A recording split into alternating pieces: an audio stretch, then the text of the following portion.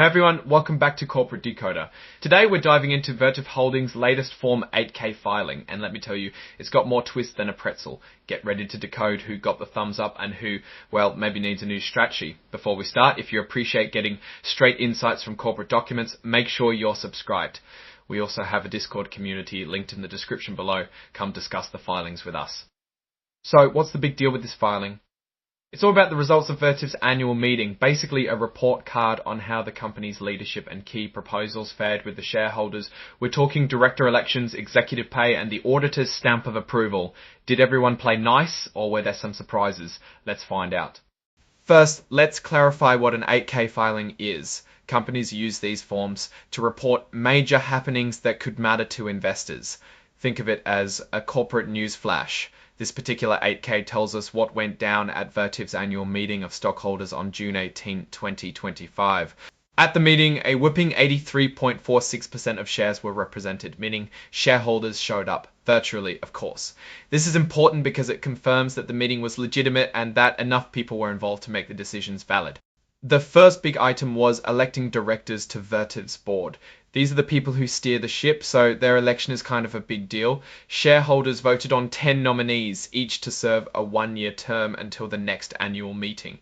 Let's look at the scoreboard. Directors like David Coate, Giordano, Albertazzi, and others received a majority of votes for. However, two nominees, Joseph Van Dockum and Jacob Kotzubei, saw a significant number of withhold votes, 129, 918 to 895,038 respectively. This suggests a notable level of shareholder dissatisfaction or concern regarding these particular candidates. It's like giving them a side eye. While they were still elected, it looks like some shareholders weren't too excited about them. This could be due to past performance, disagreements with company strategy, or other factors. Next up, executive compensation.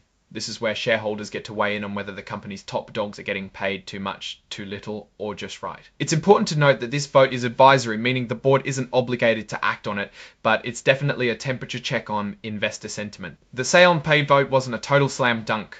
While more than 244 million votes were in favour of the executive compensation plan, over 35 million votes were cast against it. So some people in the company thought the executives would have to do more labour for less pay. That's a pretty significant chunk of disapproval. It suggests that a portion of shareholders believe the executives are being overpaid or that the compensation structure isn't aligned with the company's performance. Even though the plan passed, the board should take note of this dissent and consider adjustments to the compensation planning or better communication on how pay is determined. Finally, the shareholders voted to ratify the appointment of Ernst & Young L as the company's independent auditor for the year ending December 31, 2025. This is basically a rubber stamp, ensuring that the company's financial statements get a clean bill of health from a trusted third party. The results show overwhelming support. Over 301 million votes were cast in favour. Looks like people trust Ernst & Young. The high for vote indicates that shareholders are confident in the auditor's abilities and integrity. So what does all of this mean for Vertiv? Well, the annual meeting was a pretty standard affair, but the withhold votes for some directors and the significant against votes on executive pay signal some unrest among shareholders. It's not enough to rock the boat, but it's definitely something the company needs to address.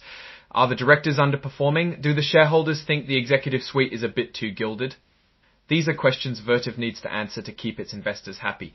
Now, looking at these results more broadly, Vertiv appears to be in a stable position. The election of directors and ratification of the auditor went smoothly, but the shareholder concerns about certain directors and executive compensation cannot be ignored.